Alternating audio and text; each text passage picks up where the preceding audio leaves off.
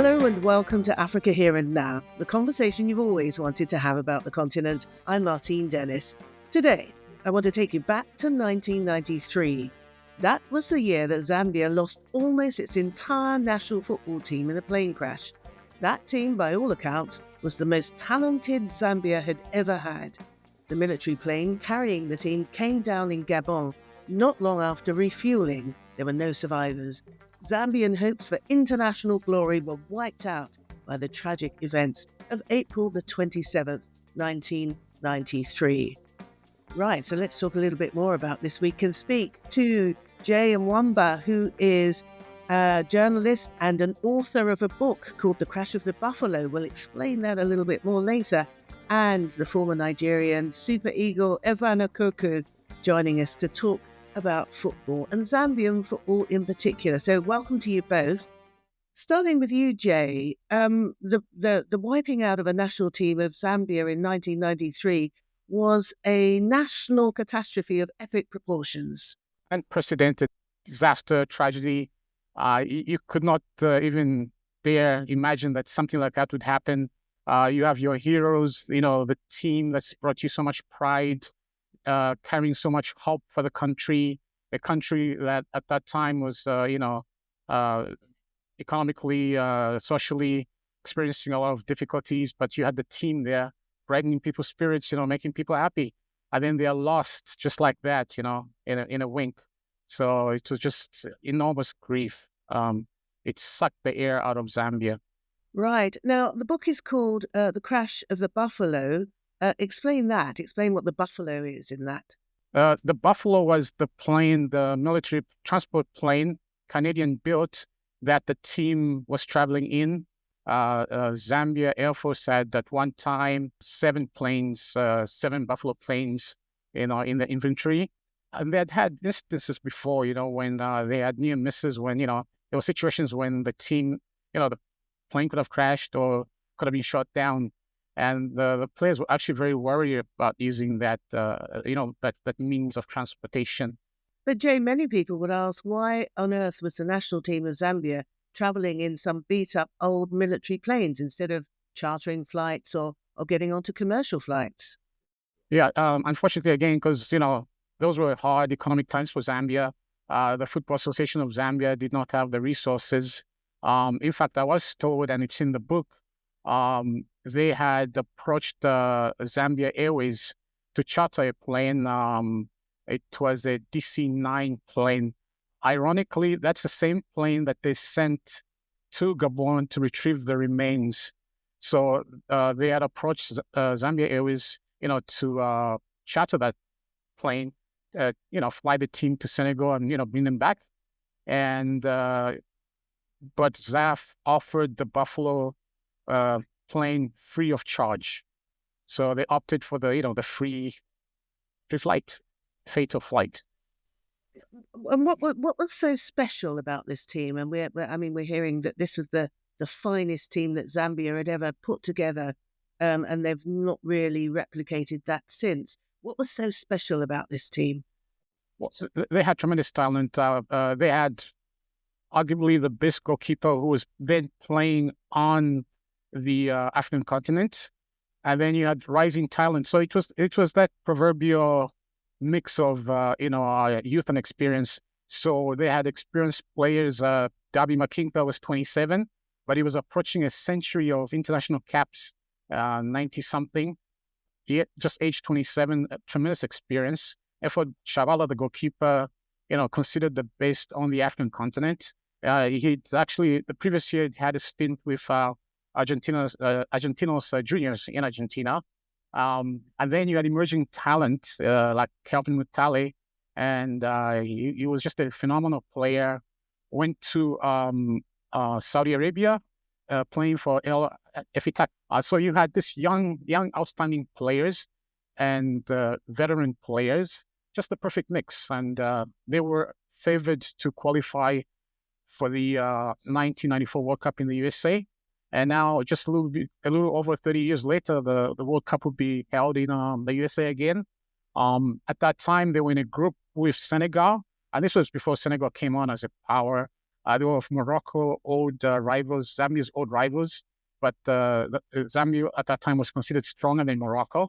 And now, 32 years later, they're again in a group, with Morocco, trying to qualify for the World Cup in the USA. So, EFAN, I mean, you were in the Nigeria national squad.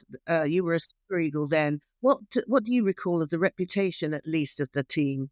It was very strong, that's for sure.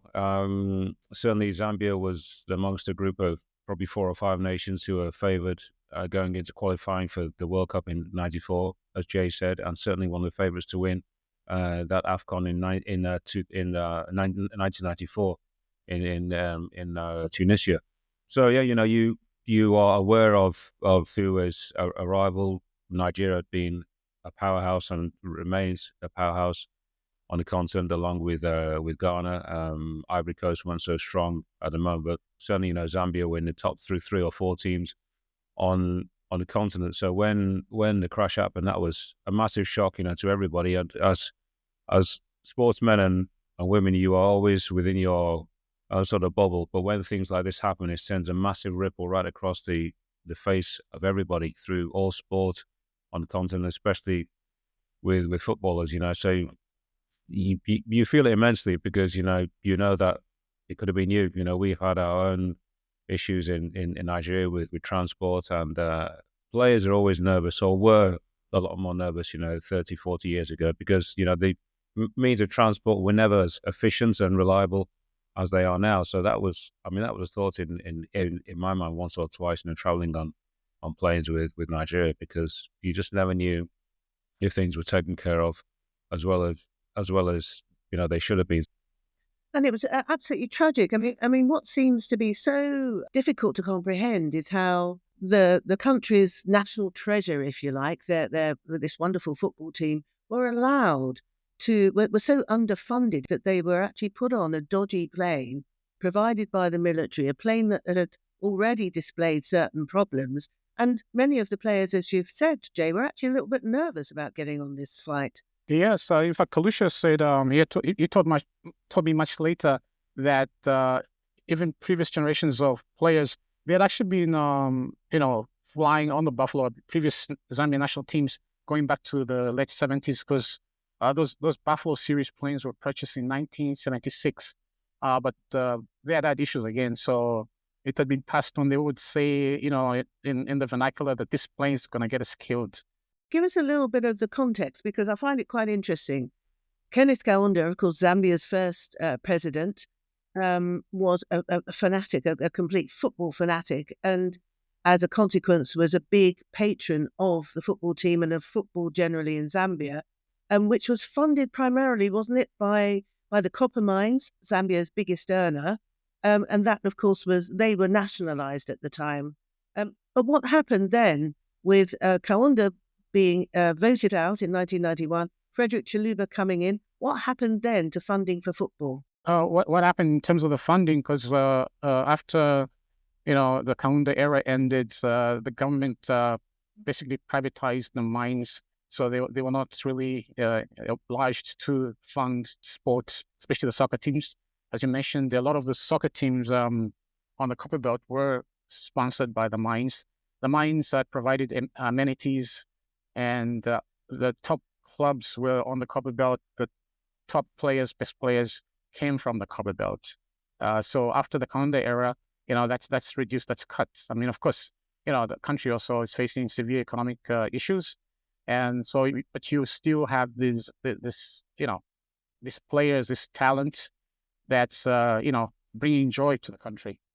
The underlying issue here, Jay, I'm sure you'll agree, and Martin, I'm sure will attest to this as well, that unfortunately on our continent there's a casual disregard for life. This is the basis of this is the issue regarding this crash and many others over many decades. When you treat people with such a disdain, really, the ones who are really on occasion the only ones who are really giving your nation a positive kind of image, it's really is disgraceful. I'm sure that none of the presidents or prime ministers or whoever on the continent over the last 40 or 50 years would ever travel on such a plane. They never have. They never will. So there's, as I said, there's just a disregard, for young men and women who go about their business, who are doing something, positive, trying to maintain, or provide a good name. And when you try to do things on the cheap, just hope that things will work out well. Too often, we have these horrible kind of accidents. We have a saying in Nigeria, we say we go manage, which just means that we'll patch things up. We'll fix the car. We won't fix it properly. We'll fix a bike. We'll fix an aeroplane. We'll fix a hospital. We'll fix this. We'll fix that. But when people's lives are at risk, it's not the kind of chances, that you can take. So this is a horrible example of what goes wrong when you don't really regard people in the highest esteem. And unfortunately, Zambia had to suffer in this way. It's not the only crash that we've had on the continent, but I certainly hope, that we don't have any more. I agree with EFAN. And I'll just let you know, so in 1988, January, Zambia plays Ghana, the Black Stars. This is a final qualifying series for the Seoul Olympics. And Zambia beats Ghana 2-0 here in Lusaka. And 2 weeks later, they jump on a Buffalo to fly now to Accra. I know the Buffalo is a short-range plane. It does not have the range to fly non-stop to Accra, so it's hopscotching across the African continent. And Manfred Chavinga, who was a defender then on the Zambian team, he was just 22 years old, so he told me, first of all, they're in Lusaka, and they're at the airport, and I think somebody had forgotten to get permission to overfly what was in, I think it was in Zaire, Congo DRC. But they managed to get through, and someone in Kinshasa is notified that the Zambian military plane will be overflying, Zairian airspace. And the scheduled landing, the first scheduled refueling stop was Congo Brazzaville, which, Kinshasa and Congo Brazzaville are separated just by the Congo River. I think they're like 2 kilometers apart. So they take off, but then unfortunately the gentleman who they spoke to had forgotten to tell his colleagues. This is in the air control tower in Kinshasa, that there's a military plane from Zambia traveling, and they take off late from here. So now they are approaching Congo Brazzaville at 02 a.m. and they are told to land in Kinshasa or they will be shot down. So they're forced to land 02. They are there for 12 hours. They're interrogated.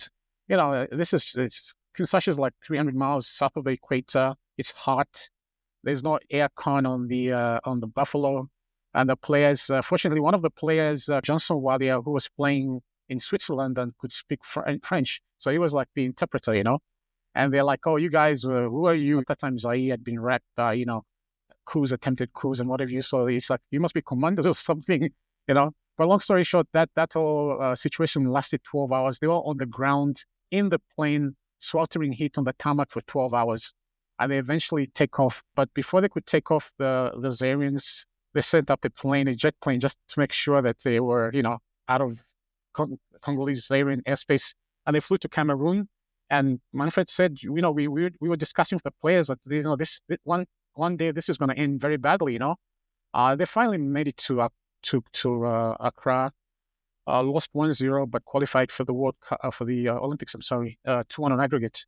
Now, flash forward to April 1993. Just a week before the crash, Zambia was playing in Mauritius, AFCON qualifier. So again, they take off from Lusaka, and again, somebody forgot to get permission to, land in Malawi, I think. So they get to Malawi. They were allowed to land, but they were not allowed off the plane. They refuel, and then they take off across the Indian Ocean. I think it's 3-4 hours. And now they are approaching Antananarivo, Madagascar. And again, someone had forgotten to get permission to fly over Madagascar. And this is nighttime now, and the Madagascan officials refuse them permission to land. So they have to circle back in the dark back to Malawi. This entire period seems to be littered with nothing but incompetence. Is there anything more than that?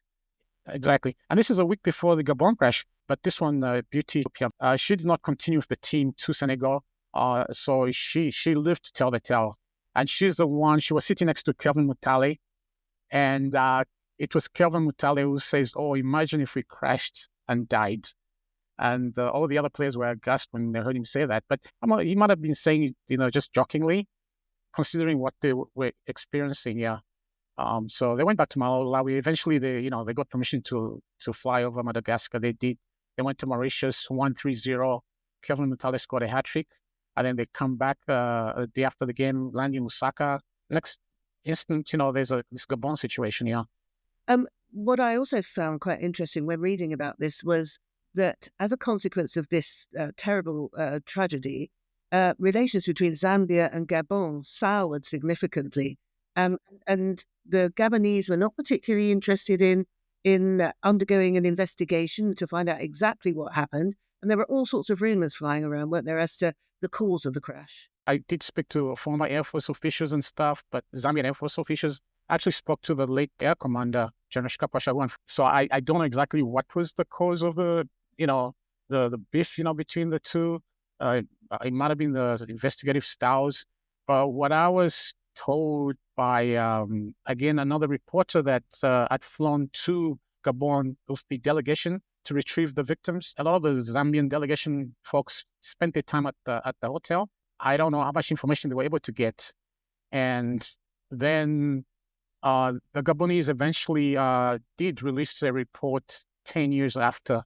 And what the Zambian authorities did were basically, put excerpts from that, and they put together something which they presented as their own report. But to the best of my knowledge, and I've spoken to people, no report was ever written. No detailed report was ever written. Right. So offering no kind of comfort or explanation to the families of those who died. What was the overall impact, would you say, on the country? A country that was, as you say, laid low by extreme poverty, increasing poverty, and all their hopes and expectations pinned on this team of having some sort of international glory. What was the impact on the country? Oh, it was a punch in the gut. It was just a terrible punch, in the gut. I just sucked the air out of Zambia. Massive, maybe national depression, just sorrow. It was really difficult, yeah. I mean, I myself personally, because I knew a lot of the players. I knew one of the pilots. I would say I was depressed for a year. I was, depressed for 1 year. And I don't think anybody's fully recovered. I don't think so. Because there are times, I think, when, the teams, succeeding teams have struggled, and you would think, well, those guys, they are the previous team, they would have done much better.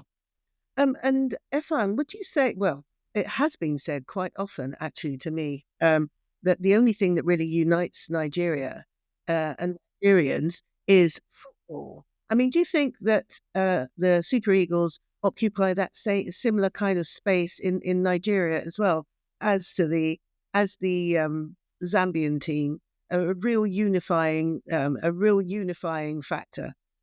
Oh, yeah, of course they do.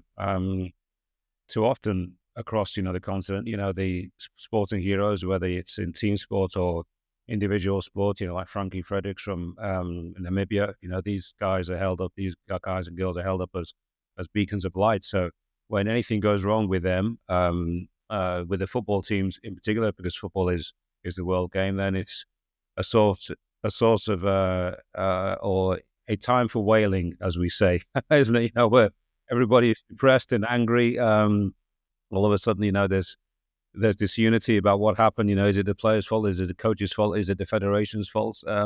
These things have a massive impact, as Jay said, on society, on yourself. Depression, anger, frustration.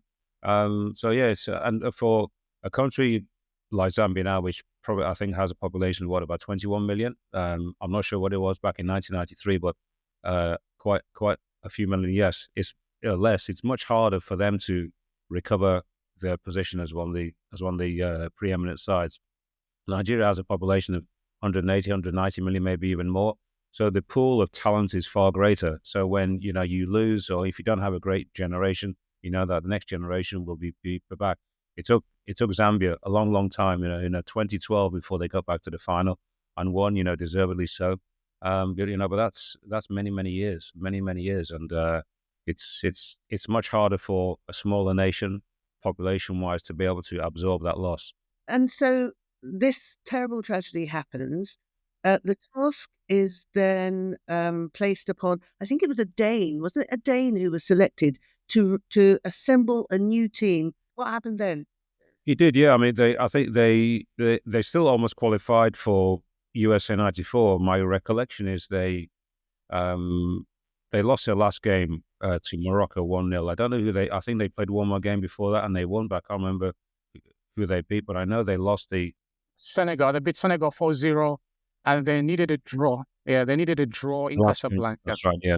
And they lost to Morocco. So that I mean, imagine that. Your whole squad has been wiped out, completely decimated, and you still almost make it. So, and then they got to the final of AFCON 1994 and lost to my team or my nation in a final, 2-1. So that was a nearly moment, and I remember, the sympathies and the general sort of feeling was that, from most of the neutrals, where they were hoping that Zambia would win, which I can totally understand. I felt that as a Nigerian, and if I wasn't Nigerian and I wasn't involved with the team and the squad, then I perhaps would have wanted them, to win as well. So it didn't work out for them on that occasion. So it took a long, long time, for things to work out well in the end. 2012 was a long wait, and ironically, it was only some 10 or so miles from the actual scene of the incident. That's a very odd symmetry, isn't there? That Jay, in 2012, they actually win, and it's a couple of kilometers away from the crash site. Correct. Yeah. Yeah, it's a new stadium that they built about 7 kilometers, I read, yeah, from where the Zambian plane crashed. It was a very tough game against Didier Drogba's Ivory Coast in the final, but Zambia held their own. But I think in the 60th minute, Ivory Coast were awarded a penalty, and Didier Drogba stepped up and blasted it over the bar. In my book, that chapter is entitled "Ghosts of Libreville." So they, people must have thought, well, our buddies, our departed, heroes have our back. And an interesting thing is that same year, 2012, Drogba with Chelsea went and scored the winning penalty against Bayern Munich to win the Champions League, but he had failed to deliver for Ivory Coast against Zambia. Yeah, and then the other interesting thing is that. Of course, the Zambian team was flying to Senegal when the crash occurred. The referee for the final was Senegalese, and they were actually their next destination from Gabon. They were going to stop over in Abidjan to refuel. And of course, the AFCON final rivals were Ivory Coast in 2012. Yeah, so all these little interesting things, Where is Zambian football today? And tell us a bit about the families of those who died in the crash, because I understand that the children are actually launching a charity, a foundation, in order to keep the memory of their parents alive. Unfortunately, Zambia's football fortunes are not doing so well. They're trying. They're coached by Avram Grant, who was the former Chelsea, among other top clubs he's worked with. Yeah, I mean, compared to like EFAN says, we're not. I wouldn't consider ourselves the elite. We are battlers, but I don't think the same. They have the same quality as previous squads. Yeah, and regarding the families, the children of the victims, they've organized themselves. In fact, I was talking to one of them, Patrick Mulenga, the son of Esther Mulenga, who was an extremely outstanding defender, and he was only 3 months old when his father died in Gabon. And yeah, so they have this foundation that they've set up to, just the legacy and also to empower themselves, and they want, it's supposed to be sustainable. It's supposed to be independent, so they don't have to rely on other folks, for support. Yeah, so they've stayed together. I know they have a WhatsApp group, so, they have each other's back. Yeah, they are soldiering on. They're very determined and very, I'm sure they miss their parents, their fathers, but they're soldiering on. Wouldn't it be nice? The best way to honor those who actually perish would be to, at some point, the current, Zambian government would actually to tell the truth about what happened. I think, the families, they fully deserve that, to actually, publish a report, don't redact anything, say exactly what happened. If it was mechanical failure, whether it was pallet area, was fatigue or whatever, who knows, and that way, I think you can have, some kind of peace.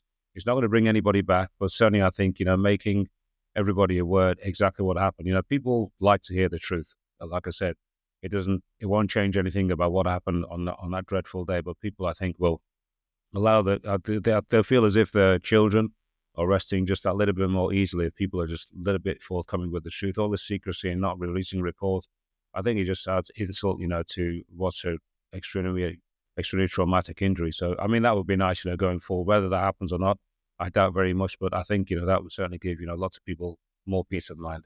Absolutely, closure. Yeah, that's what they seek. Just tell us, what happened. Tell us, why, that plane crashed. But like you, I doubt that's going to happen because I don't think there is a report. None exists. None was written. Well, on that note, can I say a big thank you to EFAN EKOKU, the former Super Eagle. Can we call you something else now? You're more than a former something, aren't you? You're a football pundit. You're around. Yeah, I'll always be former Super Eagle. I mean that it carries a little bit of weight still on the continent, especially in Nigeria. So that's nice. It's certainly helped. It's helped me with my work, going forward. So I don't mind. It's not a bad moniker. All right, Super Eagle, EFAN EKOKU. Thank you. Thank you. JAY MWAMBA, thank you very much indeed. Author of Crash of the Buffalo. I can't wait to read it, actually, get my hands on it, because it's going to be published in the UK quite soon. In the spring, isn't it, Jay? So we look forward to that. Thank you both very much indeed. Well, that's it for this edition of Africa Here and Now. Remember to subscribe and share with your friends. You can follow us on all the socials. I'm on X, @MartineDennis. Get in touch. Tell me what you'd like to hear more of. There's also our website, AfricaHere&NOW.com. And we're on all the major audio platforms as well as on your smart speaker. We recorded this episode on Monday, January the 20th, 2025. There's more information about JAY MWAMBA's book, Crash of the Buffalo, in our show notes. Anne Busby is our producer. Simon Elliott put everything together. Our original music is by Enric Adam. My thanks to guests, Jay and EFAN, and as ever, my thanks to you for your company.